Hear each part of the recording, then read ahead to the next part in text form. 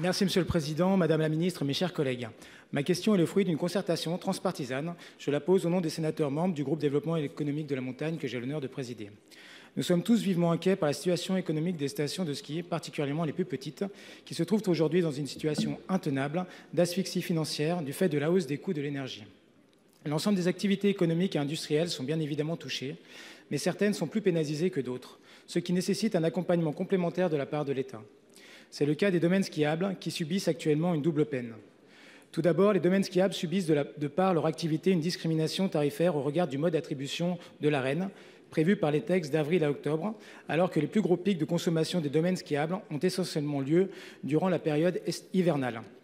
De plus, malgré la mise en œuvre d'aides appréciées et attendues des acteurs économiques de la montagne, le dispositif d'écrêtement de l'Arenh vient sensiblement réduire l'effet amortisseur de prix attendus, ce qui fragilise les structures et notamment les plus petites, comme les régies de remontée mécanique. Actuellement, plus de 40% des domaines skiables français ont récemment dû renégocier leur contrat d'électricité avec des prix pouvant être multipliés par 10 et des pénalités exorbitantes en cas de rupture anticipée. De nombreux petits domaines se trouvent donc aujourd'hui au bord de la faillite et pourraient déposer le bilan si le gouvernement n'agit pas. Pour les collectivités supports de stations qui seraient défaillantes, la prochaine étape laisse peu de doutes. La mise sous tutelle par la Chambre régionale des comptes, ce qui serait dramatique pour tout l'écosystème montagnard. Madame la ministre, j'avais alerté le ministre Bruno Le Maire au mois d'août du risque qui pesait sur les stations. Il y a maintenant urgence. Comment peuvent-elles absorber une hausse des coûts de l'énergie qui passe de 3 à 20% d'un chiffre d'affaires? Ainsi, j'ai plusieurs questions. Comment comptez-vous adapter les dispositifs d'aide pour que l'écrêtement ne vienne plus annuler le bénéfice des aides, et ce notamment pour les régies de remontée mécanique? Comment comptez-vous prendre en compte les spécificités de domaine skiable pour la future réforme de l'Arenh? Qu'en est-il de la possibilité de renégocier les contrats maintenant que les prix se stabilisent? Des annonces ont été faites il y a quelques semaines. Qu'en est-il aujourd'hui? Merci.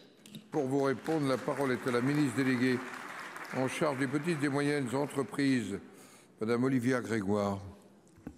Merci Monsieur le Président. Monsieur le Sénateur, votre question porte sur les effets de la hausse des prix de l'énergie sur les stations de ski.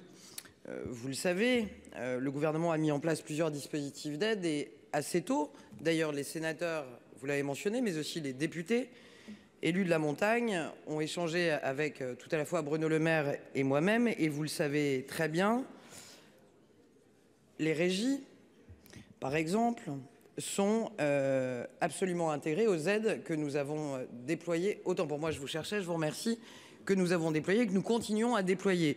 Ça n'est pas une annonce anodine, il est donc bien prévu, ça va mieux en le répétant, que les régies qui ont une taille équivalente à nos PME dans l'acception européenne jusqu'à 250 salariés soient couvertes par l'amortisseur électricité, soit parce qu'elles ont une personnalité morale, soit parce qu'elles sont d'une collectivité, qu'elles sont rattachées à une collectivité territoriale, elles-mêmes bénéficiaires du dispositif.